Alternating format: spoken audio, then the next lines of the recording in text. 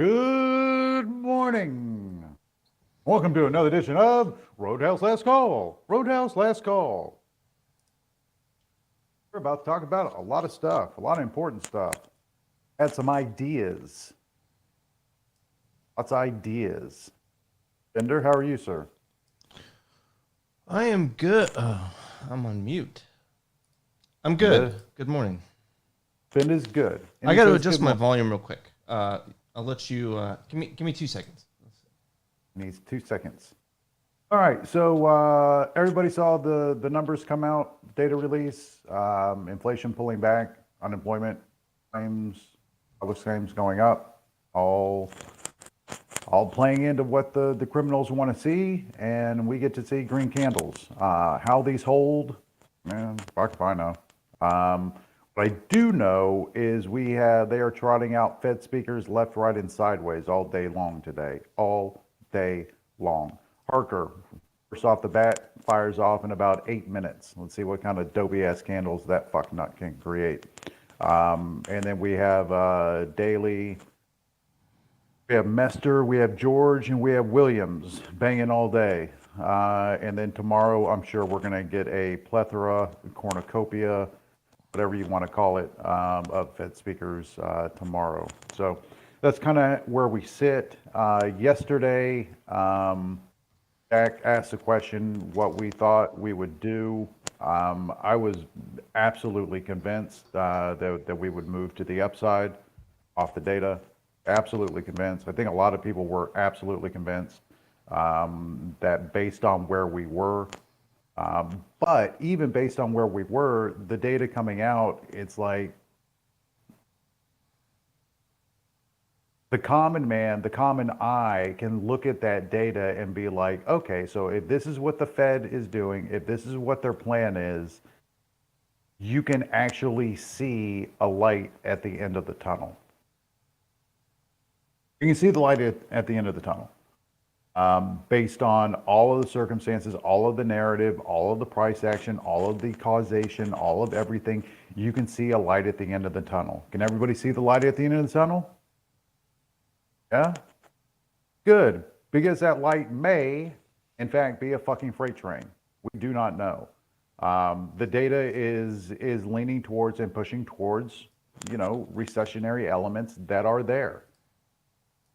Can the market, rebound in the midst of a recession? Sure it can. Absolutely it can. But messaging is going to be just as important as the data. That's why with these Fed speakers, we have to be aware. We have to be cautious. We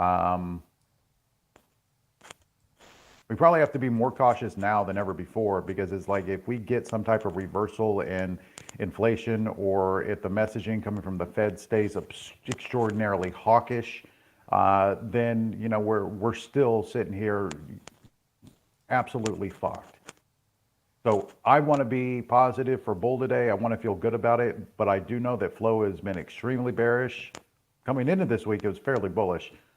This week, all week long, has been bear, bear, bear, bear, bear. Now let's see. Does bull think we have, and forgive me, fair value created within the equity classes? Do we have fair value to where we can build a bottom? Are the lows in 400 off the table? Are we now stretching and looking back to that 410 level Bender was talking about a couple of weeks? Maybe 420? Maybe it's all over with and we start charging back? I don't know. But what we do know, regardless of what the price action is, we've had 2 to 5 years wiped off the books on a lot of these equity classes. Real companies, strong companies, good companies. 2 to 5 years wiped off the books like it never fucking happened. That's a picture. Bender, what you got, bud? Well, first thing, Zach, are you on?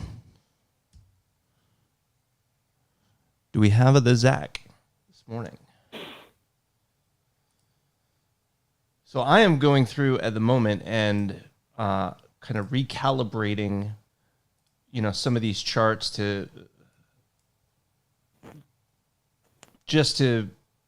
compensate for this crazy move that we just made, right? I think that, at least first glance, I think we need to watch, for a potential pullback back into that 38.40, call it 38.44 up to about 38.58. That was a previous sort of top area, previous resistance, also previous support down to 38.55. So on any pullback, I want to watch and kind of see what happens there. You had sort of a double top that formed. It was previously broken, but that's at like 38.80. If you look back at November 2nd, November 1st, kind of right in there, you get those couple candles that, push up into 38.80. So as far as directly above, let's watch that 38.80. And if we get through that, 38.98, I think, is key. If we get above 38.98, then we start looking at, those highs that we put in November 1st was kind of that high up at 39.28 before we pulled back a little bit, right, on the first. So on the way up, those are kind of the levels that you want to keep an eye on. As far as, that any pullbacks here, the first key level is that 38.54. And if we pull below that, I'll be watching 38.28. And there's not a whole lot of moving averages, right, that because they're all behind. So they're all the moving averages that I would typically use have yet to recalibrate. And as soon as they do, then I will post them. On days like today, when you get these big moves, I tend to start using the moving averages, the faster moving averages on lower time frames. And once I have those, then I'll post them. But I think those are kind of the key levels going into the day here. 39.1475 is the 50% retracement. Let's see, from the high that we made 43.27 on August 16th down to the low at 35.02. The 50% retracement of that is 39.1475. So a couple of things that I'll add within there as far as different factors that we're looking at. It's like we're obviously creating a gap on the daily with this move. I think that gap fills about 380 on SPY, somewhere in there. So there is a gap being created on the daily, not only with SPY, but on the individual tickers. Looking at volume, trading 5.5 million shares so far this morning. That's fairly massive for pre-market. Like that's not no bullshit type volume. Now we are talking about from peak to trough. I'm talking about 120 points on the ES in a matter of minutes. So we do have that. It looks like a lot of these equity classes are sitting here surging. Even Bitcoin getting a massive move. If I flip back over and I look at the dollar bender, just because we're playing, levels and what ifs, 108 is going to be a bitch to crack. But if we can stay under 109, even under 109.30, that's good. I'll take that as a W. On the other side, we're coming right back down to the infamous 930 level on UVXY.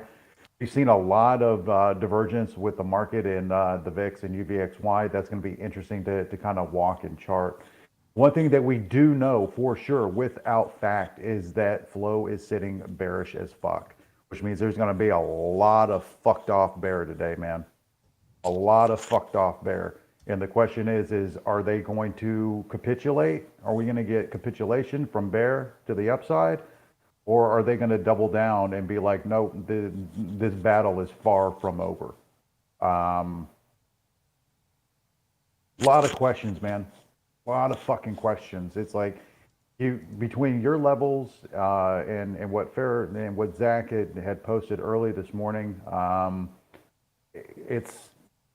This could be a hell of a lot of fun over the next couple of days. A hell of a lot of fun, just depending on messaging. So we have to be very sharp and diligent. I do want to, maybe it's the right time to say it, Bender. Maybe it's not. I'm not real sure.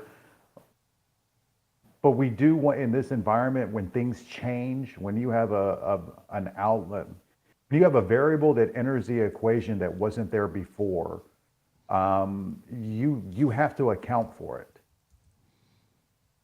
We are to assume that this CPI print, is not an outlying number, that we are indeed on the trajectory to pull back, off of historical highs in inflation, then we have to change our story and narrative as far as, the world coming to an end, or at least the financial markets coming to an end. We have to account for that.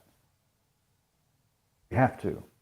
So the concept of things being priced in or not priced in, this variable that's entering the equation completely and totally ramshackles that equation. Math is now different. Now we have to figure out how to account for it.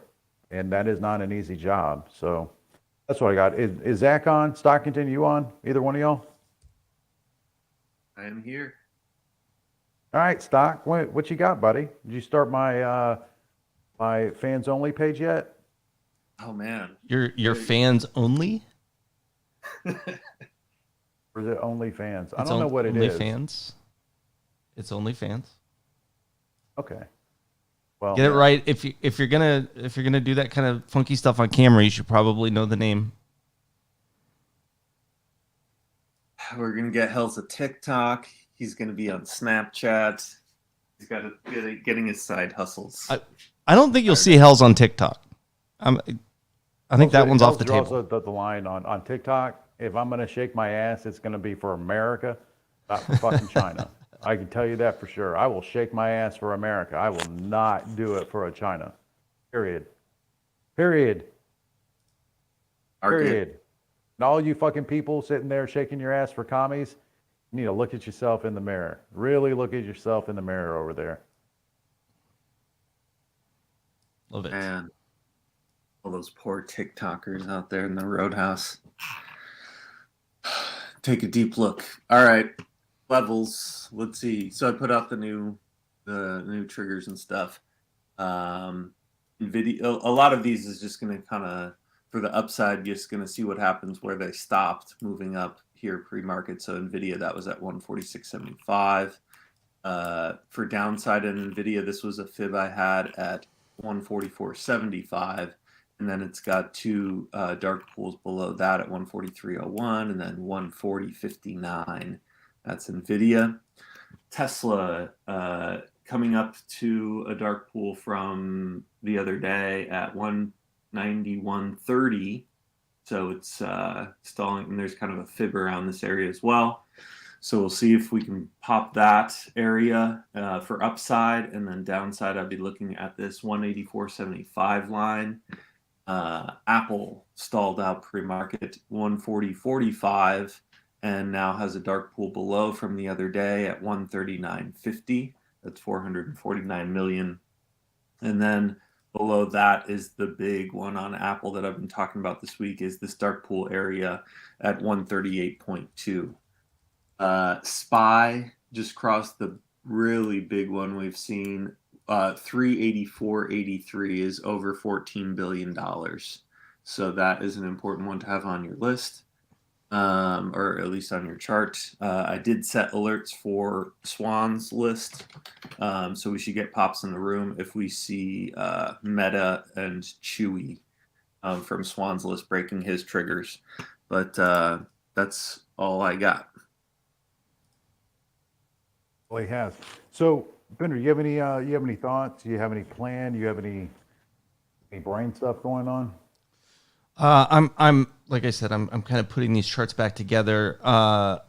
Yes, I will say that. Remember, I talked about those speed lines.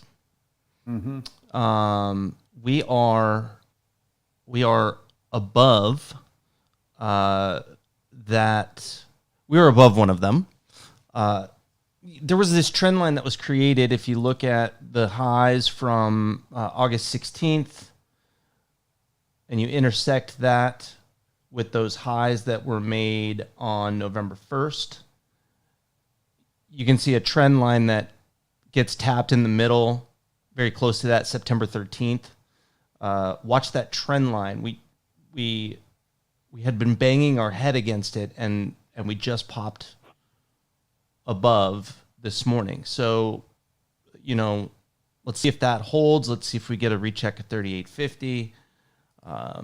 And if the numbers are indeed kind of what you were talking about earlier, if we have to shift the narrative and we're not all going to die and we can start moving up and get our Santa Claus rally, then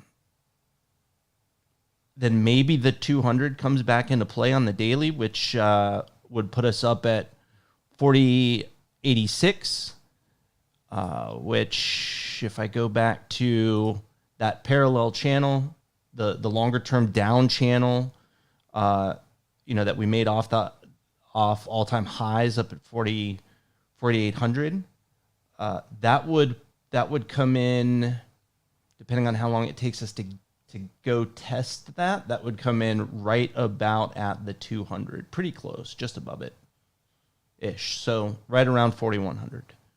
So Right.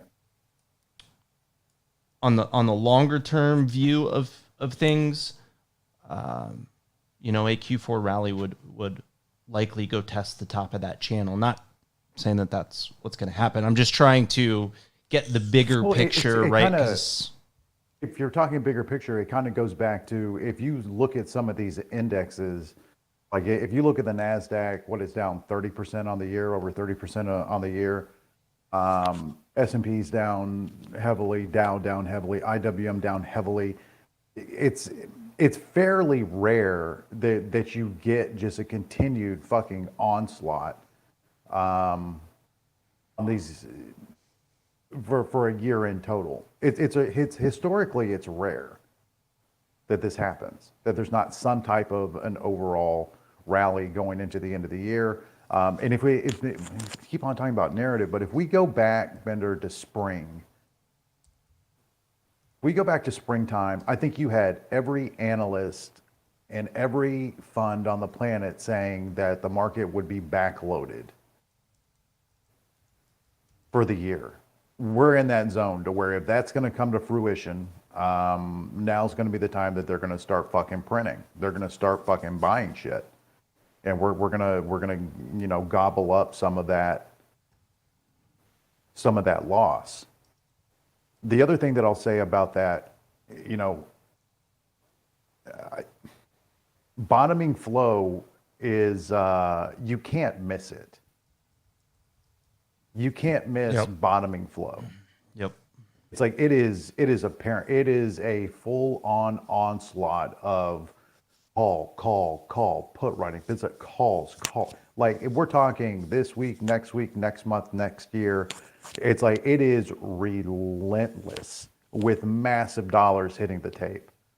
That's what bottoming flow is. It is so relentless that you cannot miss it. And it's like when you see it, you experience it for the first time, it's something that you should never forget, because sometimes when we try to figure out a bottom, and I know you guys have heard me say it a couple of times, this is not bottoming flow. Even when we've kind of, had moments in time like this to where it's like, oh man, it looks like things can be okay. Bottoming flow, you cannot miss.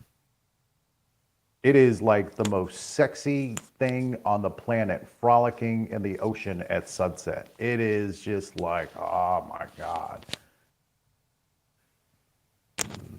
Question is, do we get it? Are we going to see that today? Maybe tomorrow? In the next week? because it is multiple days, multiple weeks of just dollars hitting the tape to the upside over and over and over and over again. So we'll see. There's a lot to unwind. If this is indeed the bottom, there is a lot of bear to unwind and chase out of the neighborhood. A lot.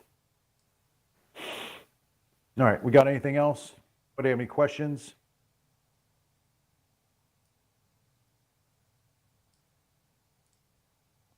Questions or thoughts?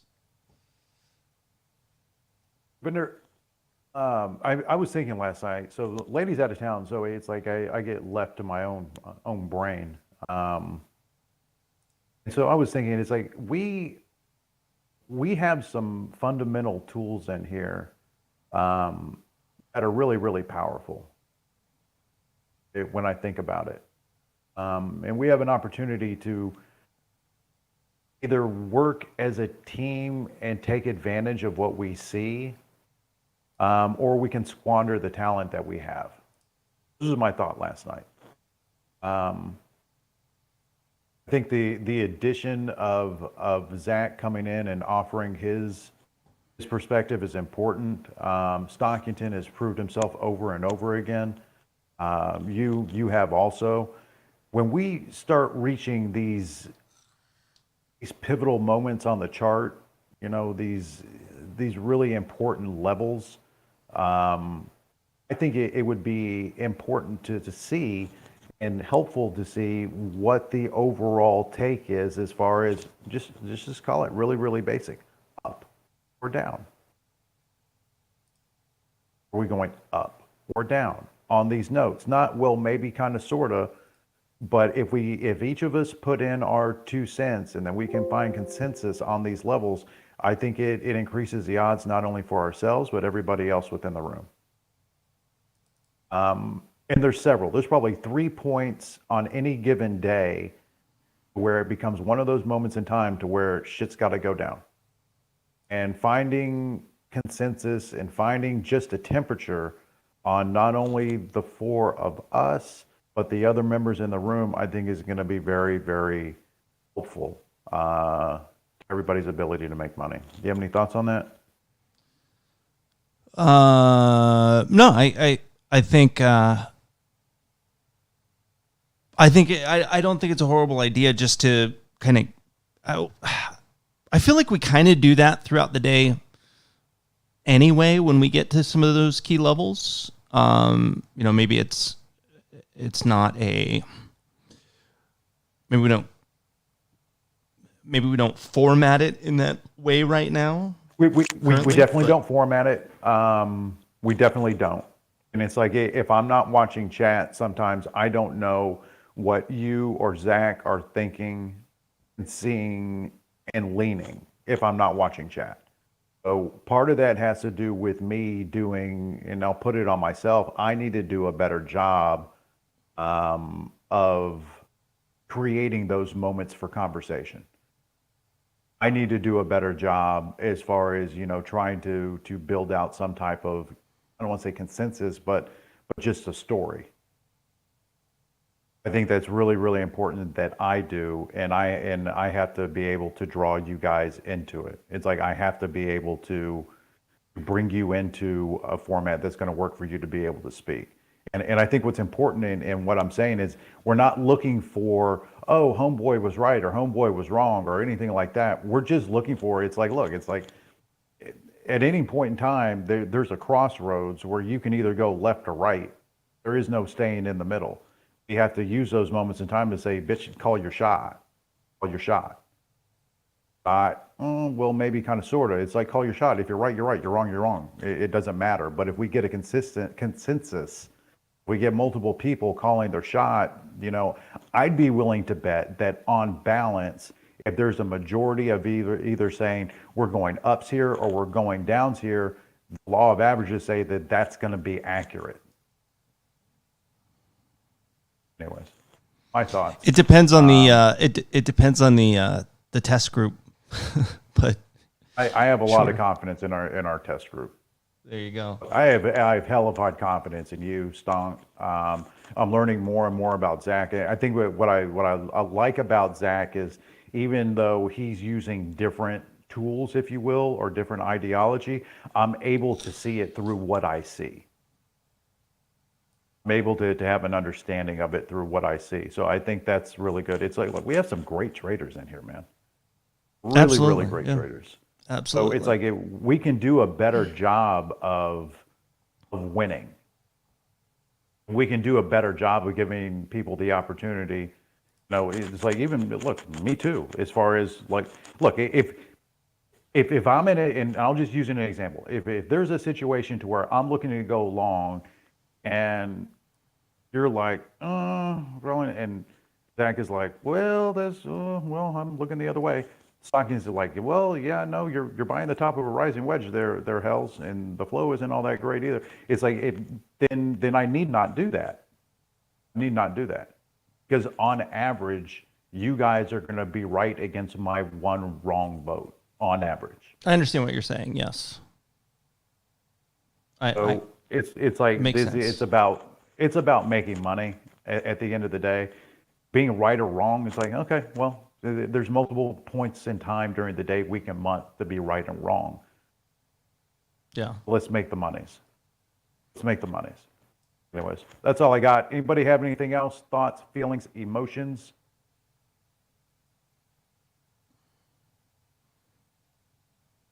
Well, we know I don't have Out. emotions, so You do. You just keep them bottled up.